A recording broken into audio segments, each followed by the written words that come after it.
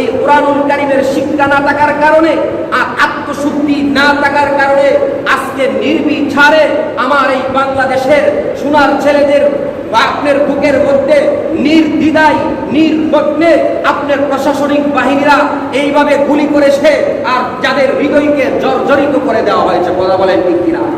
প্রিয় হাজিরিন, আজকে রাষ্ট্রপ্রধান সে যদি জানতো, তার পরকালের ব্যাপারে চিন্তা থাকতো, ফিকির থাকতো, তাহলে নির্বিঘ্নে আর ইসলামিক শিক্ষা না থাকার কারণে আজকে আমার দেশের মানুষ আজকে মেট্রো রেলের দাম আছে, বিভিন্ন সরকারি আপনার অফিস আদালত গাড়ি এগুলার দাম আছে, কিন্তু একটা মানুষের কোনো বিন্দু পরিমাণ প্রধানমন্ত্রীর কাছে দাম নাই। কথা বলেন ঠিক? প্রিয় হাজির, অথচ ইসলামের শিক্ষা ওই আল্লিমুহুমুল কিতাব, আল্লাহ রাসূল সাল্লাল্লাহু আলাইহি ওয়াসাল্লাম কিতাবের জ্ঞান শিক্ষা দিয়েছেন সাহাবায়ে কেরামদেরকে।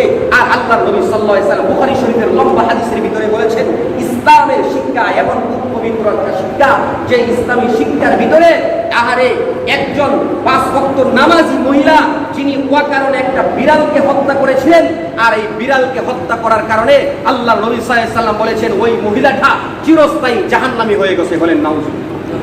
এর বিপরীত একজন পাপিষ্ঠ, একজন গুনাহগার, একজন পাপিষ্ঠ নারী যে বাজারের ভিতরে ব্যবসা করত, এমনকি যে জিনার মতো একটা নিকৃষ্টতম অপরাধ কাজ করত, এর বিপরীত সে একটা সামান্য নিকৃষ্ট পানি কুকুরকে সে অল্প একটু পানি পান করিয়েছিল, এর বিনিময়ে আল্লাহ সুবহানাহু ওয়া তাআলা তাকে জান্নাত দিয়ে দিয়েছেন। বলেন সুবহানাল্লাহ। যেখানে উমর রাদিয়াল্লাহু আনহু খেলাফত আমলে উমর রাদিয়াল্লাহু আনহু ঘোষণা করেছেন, আমি উমর প্রশাসন থাকা অবস্থায়, প্রধানমন্ত্রী থাকা অবস্থায়, আমার এই রাষ্ট্র থাকা অবস্থায় যদি একটা বিড়ালের বাচ্চাও যদি মারা যায়, তাহলে হাসরের ময়দানে আমি আল্লাহ তাআলার কাঠগড়ায় কি জবাব দিব?